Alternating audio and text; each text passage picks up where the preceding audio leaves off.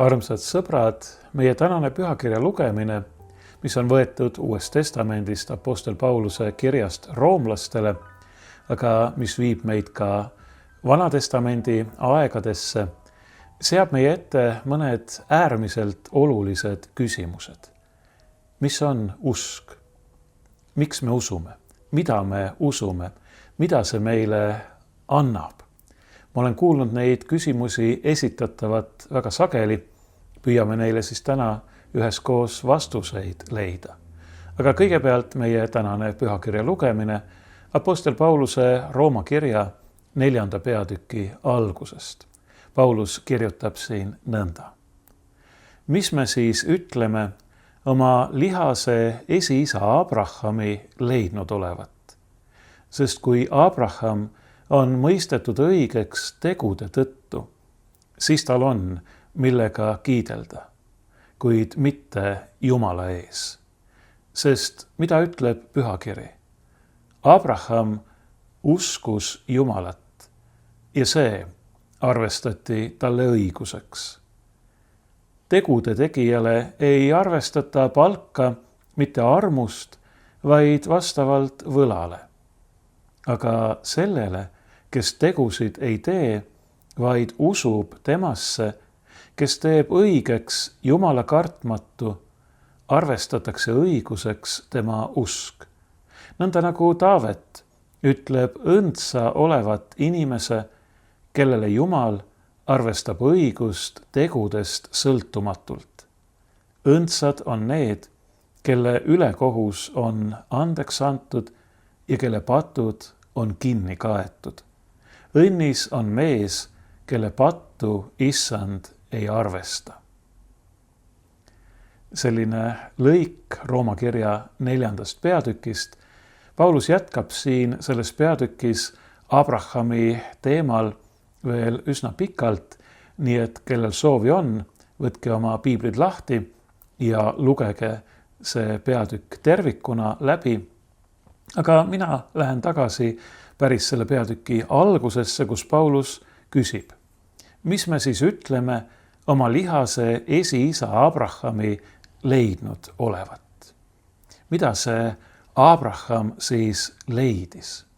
Muide, ma ütlen siia märkusena, et sõna leidma viitab kreeka keeles või omab kreeka keeles sellist kaastähendust, mis õigupoolest viitab just nagu kogemata leidmisele. Mulle meenub sellega seoses ikka kuulus vanniskäik, mäletate, kuidas Archimedes vannis käis ja siis avastas ühe olulise seaduse, hüüdes heureka, mis tähendabki ma leidsin või ma olen leidnud, justkui kogemata. Niisiis, mida leidis Abraham? Miks ma seda sõna tähendust mainisin? Just sellepärast, et Paulus peab siin kindlasti meeles just nimelt niisugust ilma teenimata leidmist. Justkui millegi otsa sattumist, mida sa polegi otsinud, aga mis on sulle suureks õnneks ja õnnistuseks. Mida Abraham leidis? Ta leidis, ma paneksin selle sõna jutumärkidesse, õigeks mõistmise ja Jumala tõotused. Need imelised tõotused, mida me võime lugeda Abrahami lugudest 1. Moosese raamatust. Kuidas Abraham need siis leidis? Kas vaeva nähes ja tööd tehes? Ma juba vastasin sellele küsimusele. Ei, õigupoolest peaksime ütlema, et need tõotused ja õnnistused, mille osaliseks Abraham sai, need leidsid Abrahami. Ja tema lihtsalt võttis need usus vastu. Ja siit me jõuamegi selle kõige olulisema küsimuse juurde. Mis see usk siis on? Vastus on, usk on usaldus. Usk on usaldav vastuvõtmine. Selle usaldav vastuvõtmine, mida sulle pakutakse. Teatud mõttes on sellist usku meie elus igapäevaselt. Ma olen kasutanud tihtipeale sellist võrdpilti. Oletame, et sa tahad sõita Pärnust Tallinnasse või Tartusse. Nii, et sul ei ole oma sõiduvahendit, oma autot, sa pead minema liinibussiga. Ja sa lähed liinibussi peale, mille peale on kirjutatud, et see viib sind Tallinnasse. Sa tegelikult ju ei tea, et see viib sind Tallinnasse või siis vastavalt Tartusse. Sa usud, et see on nii. Sa usaldad seda, kes on selle liini nõnda paika pannud. Sa usaldad ka bussijuhti, kes seda konkreetset bussi juhib. Sest hoolimata sellest, mis sinna bussi peale on kirjutatud, tal on meelevald viia sind sinna, kuhu ta tahab. Muidugi oma võimaluste piirides. Usk on usaldus. Selle usaldav vastuvõtmine ja omaks võtmine, mida sulle pakutakse. Nii ei saa me öelda, et usk oleks tegu, kuigi vahetevahel me võime kohata ka sellist arutluskäiku, et kui inimesed saavad õigeks ja õndsaks ainult armust, kuidas siis Jumal võib neilt oodata või nõuda usku, justkui see oleks tegu või teene. Ei, kindlasti mitte. Kuigi vahetevahel on ka Abrahami usku tõlgendatud just nimelt nii, teatavas mõttes teona või lausa teenena. Näiteks öeldakse esimeses Makkabite raamatus, eks Abraham ju leitud katsumuses ustav olevat ja eks see arvatud temale õiguseks.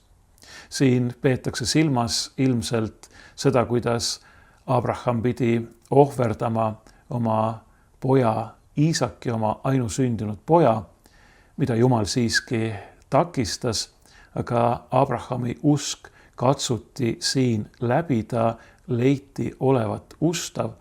Aga me ei tohi unustada, et Abrahamile oli seesama poeg Jumala poolt, Jumala tõotuse peale kingitud. Ta oli selle poja juba vastu võtnud ja see tähendab, et tema usk ka siin, ka selles katsumuses oli eeskätt usaldus Jumala suhtes, kes oli talle selle poja andnud ja kelle käes on kõik ja kes kindlasti tahab talle parimat. Ja me ei tohi unustada sedagi, et Abrahami lugudes eelnesid Jumala tõotused alati nende usus vastuvõtmisele. Ega see teistmoodi ju olla ei saagi. No näiteks, kui Jumal kutsus Abrahami, kutsus ta välja tema oma maalt, tema suguvõsa, tema perekonna keskelt, siis Abrahami vastus sellele Jumala kutsele mitte ei eelnenud, vaid järgnes talle antud õnnistuse tõotusele. Me võime lugeda esimese Moosese raamatu 12. peatüki algusest. Ja issand ütles Abramile, mine omalt maalt, omast sugukonnast ja isakojast maale, mille ma sulle näitan. Ma teen sind suureks rahvaks ja õnnistan sind. Ma teen su nime suureks, et sa oleksid õnnistuseks. Siis ma õnnistan neid, kes sind õnnistavad, panen vande alla selle, kes sind neab ja sinu nimel õnnistavad endid kõik suguvõsad maa peal. Ja Abram läks, nagu issand teda käskis. Ei olnud nii, et Jumal oleks öelnud talle, mine välja ja siis vaatame, mida mul sulle anda on. Ei, ta andis oma tõotuse ja selle tõotuse võttis Abram nüüd usus vastu ja järgnes issanda kutsele. Siin on muide huvitav tähele panna, et tolle mehe nimi oli tookord veel Abram, mis tähendab otse tõlkides ülev isa või kõrge isa. See oli auline nimi, aga ometi oli see kaugel nimest, mille omanikuks ta sai veidi hiljem. Ja nimelt Abraham, paljude rahvaste isa. Abrahamile tehti kingitus, talle anti imelised tõotused ja kingituse vastuvõtmine ei tähenda mingil kombel, et see kingitus oleks ära teenitud. Mõtleme selle peale. Keegi kingib meile midagi, keegi annab meile midagi ja meie siis, kas me tõesti siis läheksime ja hakkaksime kiitlema sellega, kuidas me oleme midagi ära teeninud või ise saavutanud. Ei, see on meile kingitud. Me lihtsalt võtsime selle vastu, loodetavasti siira ja tänuliku südamega. Samamoodi on ju Jumala armuga, õigeks mõistmisega ja kõigi Jumala tõotustega. Ja see, et tegemist on armuga, et tegemist on kingitusega, mille meie saame üksnes usus ja usalduses vastu võtta, see välistab igasuguse kiitlemise, iseäranis Jumala ees.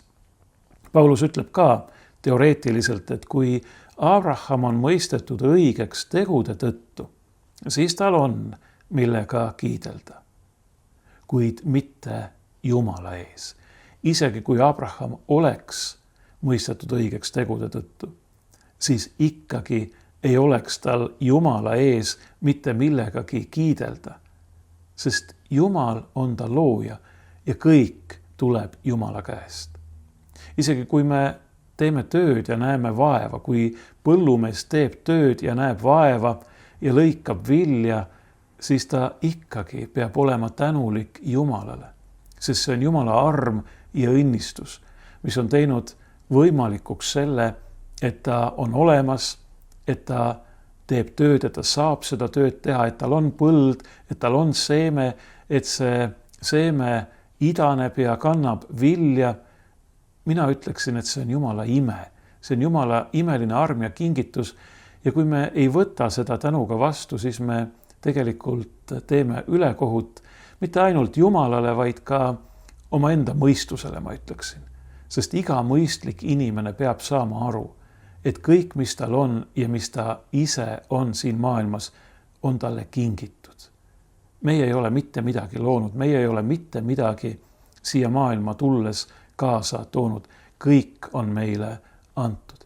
Ja kui me võtame selle kõik usus vastu, usalduses vastu, tänuliku meelega vastu, siis juba see iseenesest peaks meid tegelikult muutma ja uuendama ja pühitsema, see tänulikkus Jumala suhtes ja selle mõistmine, et me võlgneme kõik temale.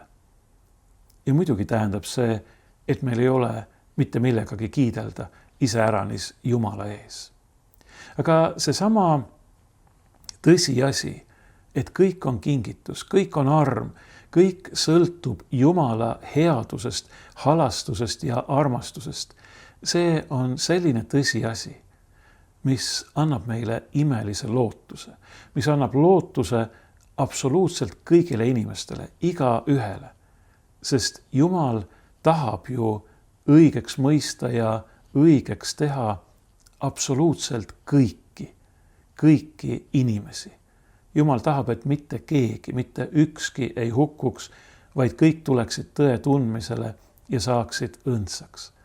Aga see tõde ja õndsus on Jumala kingitus, mis tuleb usus vastu võtta.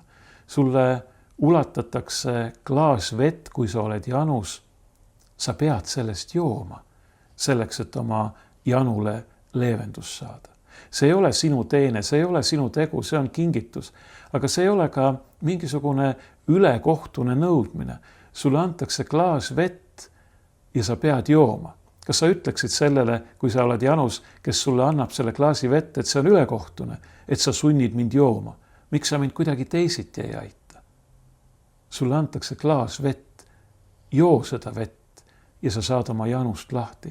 Jumal pakub sulle oma armu täiuse. Ta on andnud oma ainusündinud poja sinu eest. Ta on teinud kõik sinu heaks, ta on sulle kinkinud kõik võimalikud õnnistused. No võta need lihtsalt vastu. Ära tee sellest enda tegu ega teenet, aga ära tee sellest ka mingisugust sellist probleemi, et no miks ta veel nõuab minult, et ma peaksin temasse uskuma, kui ta mind ometi armastab. No mis inimene sa oled, kui keegi sind armastab ja on valmis sulle kõik andma ja sina lihtsalt jalutad sellest kõigest mööda, ütled õlgu kehitades, miks sa minult midagi nõuad? Naeruväärne ja ülekohtune. Jumal kingib oma armu, pakub oma armu absoluutselt kõigile inimestele, selleks, et meid õigeks mõista ja õigeks teha. Kõigile, olgu nad inimeste silmis vagad või Jumala kartmatud. Kõigile. See lootus on mõeldud meile kõigile.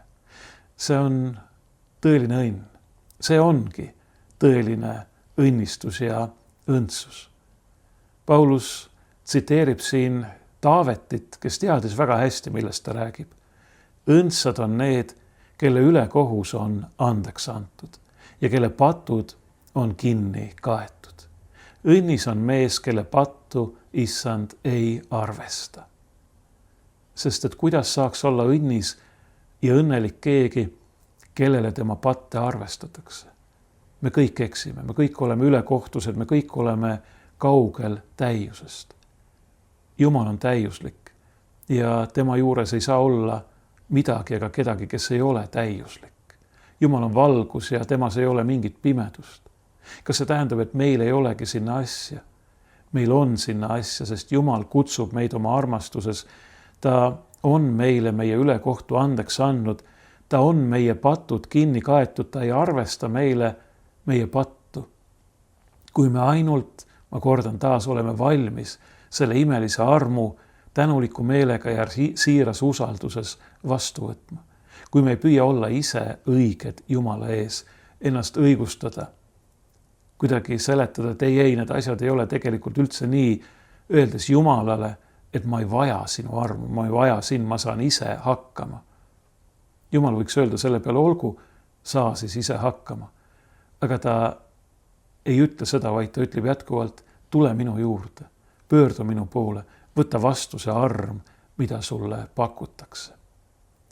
Paulus teadis seda, me teame ju Pauluse elulugu. Taavet teadis seda, me tunneme ka Taaveti elulugu, me teame, et ühelt poolt jah, temas oli siiras usk, aga temas oli ka palju kavalust, ta tegi palju ülekohut, aga ta pöördus ikka ja jälle kahetsuses Jumala juurde tagasi ja ta ei kirjutanud midagi sellest armust ja õnnistusest, mille osaliseks ta sai iseenda arvele.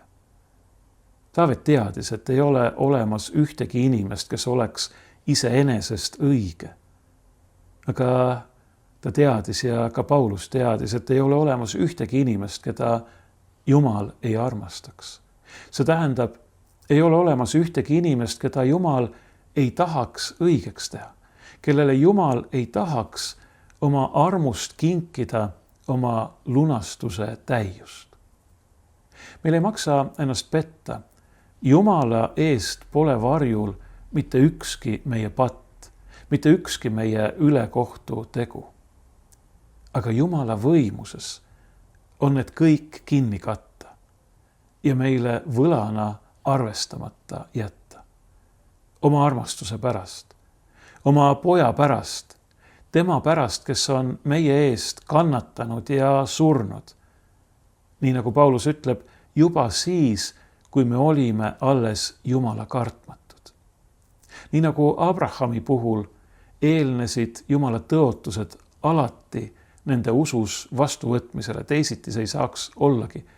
Nii on ka Jumal meid, nagu apostel Johannes ütleb oma esimeses kirjas, enne armastanud. Me armastame, sest Jumal on meid enne armastanud. Jumala arm on alati ennetav. Ka Jumala õigeks mõistmine on alati ennetav. Ainult, et me peame selle usus vastu võtma. Jumala poeg on surnud meie patuste eest. Selleks, et meile arvataks osaks enam mitte meie patt, meie ülekohus, meie süü, vaid tema Jumala täiusliku poja õigus. See tähendab, et me oleme Jumalaga lepitatud. See tähendab, et me ei ole temast enam lahus. Nii nagu pimedusel ei saa olla mingit osa valgusega, nii ei saa meil patustel olla mingit osa Jumalaga, kes on täiuslik. Aga Jumala pojas Jeesuses Kristuses me oleme õigeks tehtud. Me ei ole enam Jumalast lahus. Me ei ole lahus temast, kes on meie elu allikas ja kelle juures me ainsana võime leida selle, mille järele me tegelikult igatseme. Kelle juures ainsana me võime leida elu ja tõelise õnne täiuse. See on see, mida Jumal meile pakub. Siin ei ole tegemist mingisuguse kuiva formaalse õiguse mõistmisega. Siin on tegemist isa kutsega. Tulla tema avatud käte vahele, tulla tema sülle, tulla lausa tema südamesse. Lasta tal ennast vastu võtta. See on see, mida Jumal meile pakub ja mida ta meilt nii-öelda nõuab. Jumal on seda teinud oma pojas Jeesuses Kristuses meie kõikide heaks. Ja see tähendab, et Jumal, kes meid õigeks mõistab, võtab meid vastu nagu omaenda lapsi. Tema pojas oleme me saanud tema lasteks. Nii et me võime teda tunda, et me võime teda armastada, et me võime teda teenida, teda kummardada, austada siin selles maailmas ning olla tema ligiolus igavesti õnnelikud tulevases elus. See on see, mille leidis jutumärkides Abraham. Nii nagu Jeesus ütleb Johannese evangeeliumi 8. peatükis, Abraham tundis suurt rõõmu sellest, et ta saab näha minu päeva ja ta nägi seda ja rõõmustas. Millise imelise rõõmu leidis Abraham? Leidis. Tegelikult ma tulen tagasi selle juurde, mida ma ütlesin ennist. See rõõm, see arm, see õnnistus ja õigeks mõistmine, see õnn ja igavene elu leidis Abrahami. Ja on leidnud ja tahab leida meid kõiki. Ta on meile avatud. Jumala süda on meie jaoks lahti.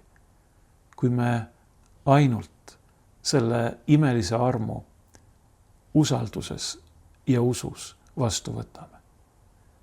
Ja paneme tähele, see usk ise on samuti Jumala kingitus. Jumal teeb kõik selleks, et me võiksime uskuda, sest Jumal on usaldusväärne ja ta on hea ja imeline. Teinekord piisab selle mõistmiseks ja nägemiseks lihtsalt sellest, et sa lähed välja, vaatad seda Jumala imelist loodut, vaatad taevasse, näed tähti, imetled merd ja puid ja lilli ja sa koged, kui imeline on selle kõige looja. Aga veelgi enam, kui me vaatame temale, kes on ennast meie eest andnud. Kui me vaatame Kristuse ristile, millel Jumal on lasknud saada avalikuks oma armastuse täiuse selles, et ta ei ole keelanud oma ainusündinud poega meie eest, meie pärast ennast ohverdamast, ennast meie süü, meie patu eest lepituseks andmast, selleks, et meie võiksime elada tema õigusest. Mis on usk? Usk on meile pakutava õnnistuse ja tõotuste usaldav vastuvõtmine. Mida me sellest saame? Mulle tundub, et see küsimus on lausa ülekohtune. No mida me sellest saame? Me saame kõik, me saame imelise õnne, me saame selle, mille järele me tõeliselt igatseme.